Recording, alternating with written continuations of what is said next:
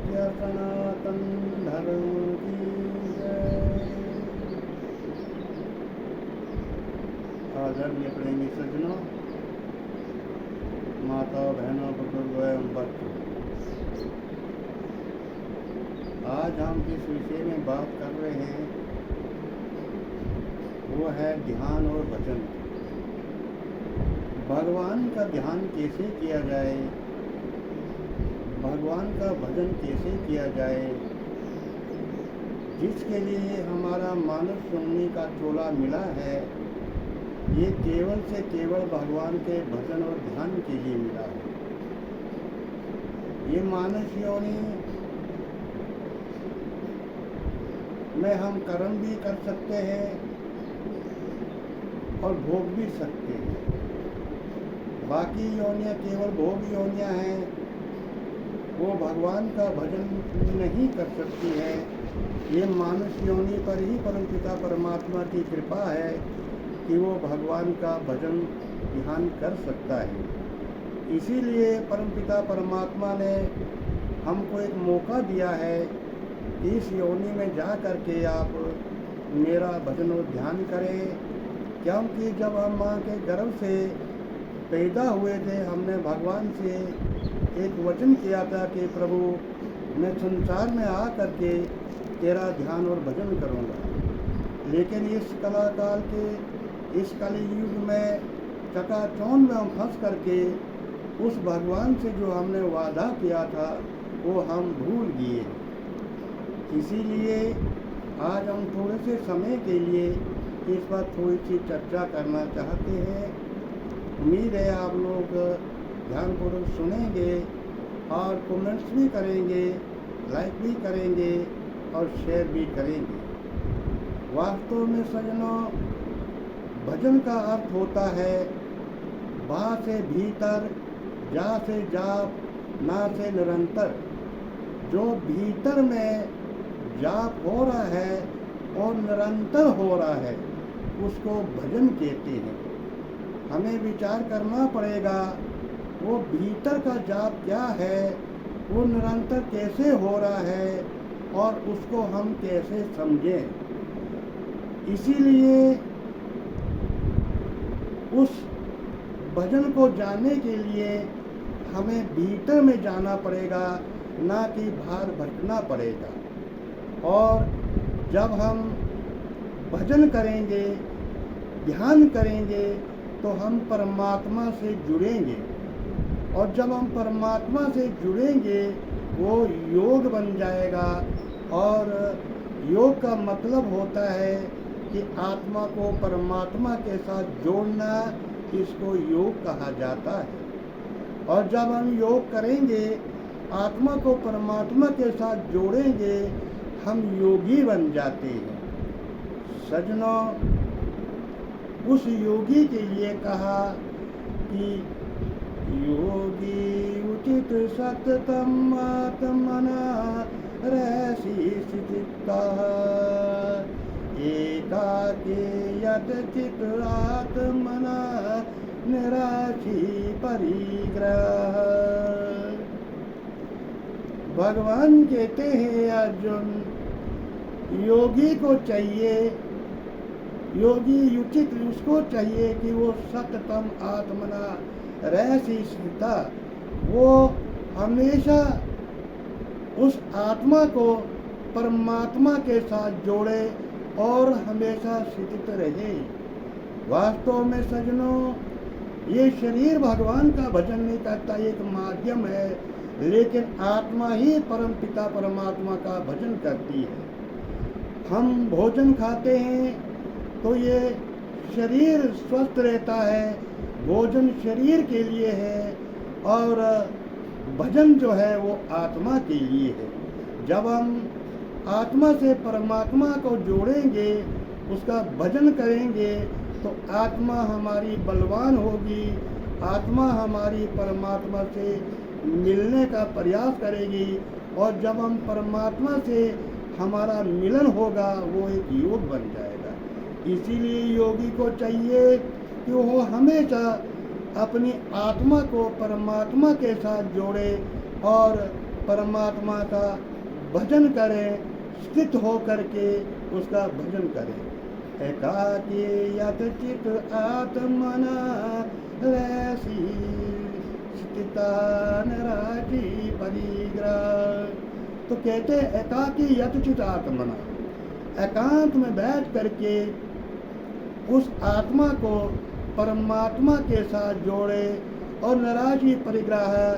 और जो हमारी एक आदत होती है कि हम लेना चाहते हैं, हमें इसके बदले में क्या मिलेगा, हम हमेशा लेने के लिए, इच्छा पूर्ति के लिए सारे काम करते हैं और हमारे उसमें स्वार्थ रहता है। लेकिन भगवान कहते हैं निस्वार्थ हो करके और अपरिग्रह हो करके उस परमात्मा का ध्यान एकांत में करें।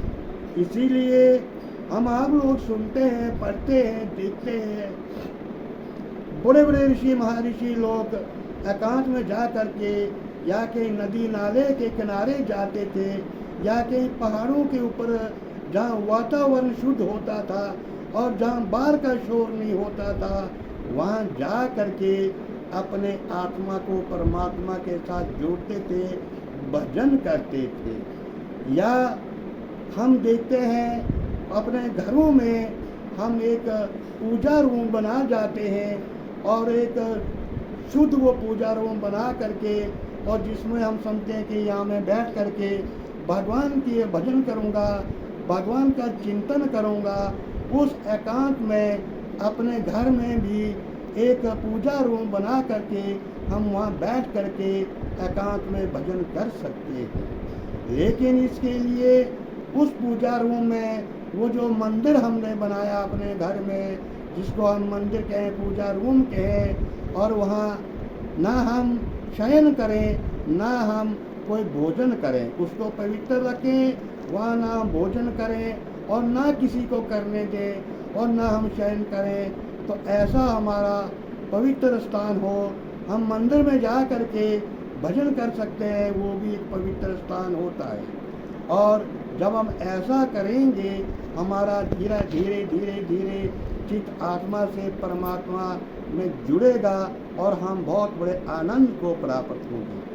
आगे कहा शुचे देशे प्रतिष्ठाप्य सिद्धमासनम् आत्मनः न अति उचितं न अति नीचितं केलाजिन किशोतरम। देखिए भगवान ने कितनी अच्छी बात कही है। भगवान ने कहा कि उधर जा करके आप जब ध्यान करेंगे तो इसके लिए भगवान ने कहा शुचे देशे प्रतिष्ठाप्य, आप भूमि पर बैठ करके शुद्ध भूमि को शुद्ध करके उस पर आसन बैठा करके अपनी आत्मा को शिथिल करें, अपने आप को शिथिल करें, उस आसन में बैठ जाएं। और वास्तव में अगर हम देखें तो हमारे ग्रंथों में आया कि भूमि को 4 उंगल जो होता है उसको खोद करके और 4 उंगल की मिट्टी ऊपर निकाल करके और उसको शुद्ध करके हम बैठ सकते हैं। कहते हैं 4 इंच भूमि जो होती है वो अपवित्र होती है, क्योंकि उसमें बहुत सारे मलमूत्र, बहुत सारी चीज़ें, बहुत सारे गंदगी होती है, इसलिए 4 इंच भूमि को खोद करके उसकी मिट्टी निकालें। लेकिन आजकल के युग में हर जगह, हर मकान में मोबाइल, ये क्या कहते हैं, मार्बल पड़ा है, हर मकान जो है में टाइल लगे हैं और उसको तोड़े तो तोड़े कैसे।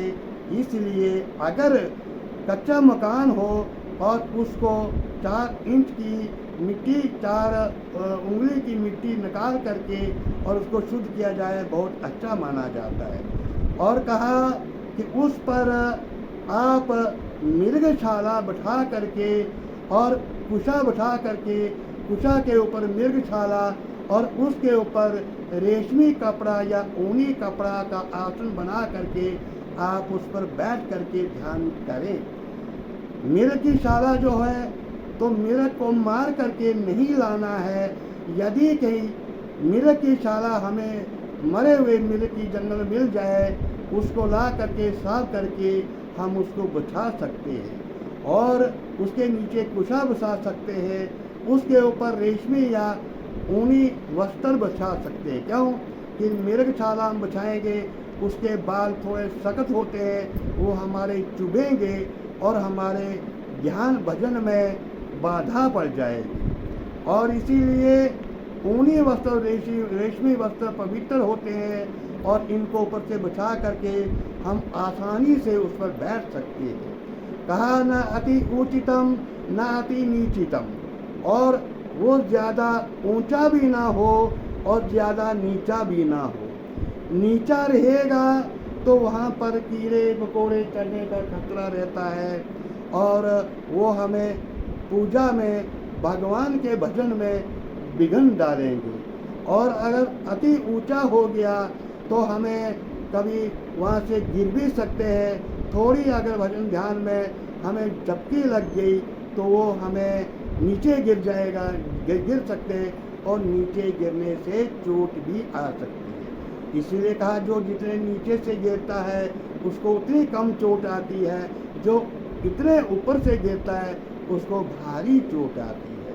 तो आगे कहा ततर एकाग्रम मनः यत चित इंद्रियः क्रिया उपविश्य आसने योगादृत आत्म शुद्धे।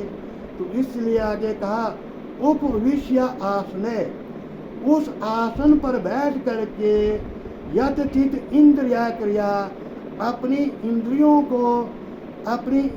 को क्रिया को, मन को, बुद्धि को स्थिर करके उस भगवान के ध्यान में लगाने का प्रयास करें। वही वास्तव में जब हम उस स्थान पर जाएं जो हमने उस ज्ञान के लिए, भजन के लिए चुना है, हमारे अंदर एक ये पक्की बात रहे कि अब मुझे ध्यान करना है, अब मुझे भगवान का भजन करना है, मुझे कोई भी संसार के कार्य नहीं करने हैं। यदि ये हमारा दृढ़ निश्चय होगा और हम जब ध्यान भजन में बैठेंगे, यदि कभी थोड़ा सा मन विचलित भी हो जाए तो हम बार बार मन को वहाँ स्थापित करें, लगाएं, और जब हम लगाते रहेंगे ये शरीर हमारा मन के साथ नहीं जाएगा, इंद्रियों की क्रिया मन के साथ नहीं जुड़ेंगी, मन वापस आ जाएगा और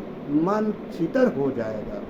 इसीलिए कहा उपविश्यास में उस पर बैठ करके यथचित इंद्रिया क्रिया, अपने इंद्रियों को क्रियाओं को सारी भगवान के जो है अर्पण करें, भगवान के लिए भजन करें और ये समझें कि मैं भगवान का अंश हूँ और मैं अपने अंश से मिलना चाहता हूँ। सजनों, जब तक एक अंश अपने अंशी से नहीं मिलता है तभी तक वो दुखी रहता है, बेचैन रहता है। हमारा मानुष योनि चोला मिलने के बाद भी हम दुखी हैं, परेशान हैं, हम बड़े विचलित हो रहे हैं क्योंकि हम उस अंशी से नहीं मिल रहे हैं। इसीलिए परम पिता परमात्मा के हम छोटे से अंश हैं और जब हम उस अंश से मिलेंगे हमारे अंदर बहुत आनंद प्राप्त होगा और हम उस आत्म की शुद्धि को प्राप्त हो जाएंगे। और इसीलिए वहाँ बैठ करके हम भगवान का या इंद्रिया क्रिया और हम उसका भजन ध्यान करेंगे। तत एकाग्रम मना, और एकाग्रम मन हो करके हम उसका भजन करें। समम काया शिरो ग्रीवम धार्यम आचलम शीतरम संप्रक्ष नासिका आगरम स्वम दिशा चो अनुलोकायन। आगे भगवान कहते हैं समम काया शिरो ग्रीवम, अपनी काया को, अपने शरीर को और अपनी गर्दन को सीधे में रख करके और एक दिशा में सीधा करके और उस सीधापन को अपने शरीर में करके, काया कमर को सीधा करके, शरीर को सीधा करके अपने गले को सिर को सीधा करके और हम उस परम पिता परमात्मा का ध्यान करें, उसका जो है भजन करें। अगर हमारा इधर उधर दिशा में हम देखेंगे, इधर उधर दिशा में हमारा जो है सिर हिलेगा तो हम जो है भगवान के भजन से भटक जाएंगे, हमारा एकाग्र मन नहीं लगेगा। दिशा जो अनलोकायन नासिका आग्रम, भगवान कहते हैं कि नासिक के आग्र भाग में ध्यान करके और दिशा जो अनलोकायन और इधर उधर दिशा माना देख करके और नासिक के अग्रभाग में अपनी दृष्टि को जमा करके, उस दृष्टि को जमा करके और वो अपना ध्यान करे, अपना भजन करे। वास्तव में सज्जनों, कुछ लोगों का ये ख्याल रहता है कि हमारा नासिक का अग्रभाग जो है ये ब्रह्म मध्य, जहाँ से नासिका हमारे दोनों भ्रूण के बीच में, दोनों आंखों के बीच का जो मध्य भाग है, वहाँ से नासिक का अग्रभाग शुरू होता है। लेकिन यहाँ कृष्ण भगवान कहते हैं कि नासिक के अग्रभाग में दृष्टि को जमा करके। वास्तव में अगर का मतलब होता है आगे वाला भाग, फ्रंट वाला भाग, तो ये नासिक का फ्रंट वाला भाग आगे वाला भाग है। इस पर दृष्टि जमा करके धीरे धीरे धीरे धीरे हम उस भुक्ति का उस पहुँचेंगे, उस धीरे धीरे हमारा मन जो होगा शिथिल होता जाएगा और उस आनंद को हम प्राप्त होते जाएंगे। इसीलिए उस अग्रभाग को हम समझे। आप लोग, हम लोग देखते हैं कि जब हम सुबह बेड से जागते हैं, बिस्तर से जागते हैं, तो हम किसी का मुंह ना देख करके केवल अपने हाथ को देखते हैं और हाथ मुँह को देख करके हम कहते हैं कर अग्रे बसते लक्ष्मी, कर मध्य सरस्वती, कर मूले ब्रह्मा स्थितो, प्रभाते करो दर्शनम। हम कहते हैं कि अगर के भाग में लक्ष्मी का निवास है, कर मध्य स्तुति और मध्य में सरस्वती माँ का निवास है, मूले ब्रह्मा स्थितो, मूल में ब्रह्मा स्थित है, प्रभाते करो दर्शनम, और मैं सुबह सुबह आपका दर्शन करता हूँ। तो विचार करो, ये अंगुलियाँ का जो अगर का भाग है, इसको ही अगर कहा, ना कि जो हथेली से अंगुलियाँ शुरू होती है इसको अगर का। अगर मीन्स फ्रंट होता है, तो फ्रंट वाला जब हम ध्यान करें, नासिक के अग्र भाग से ध्यान करें।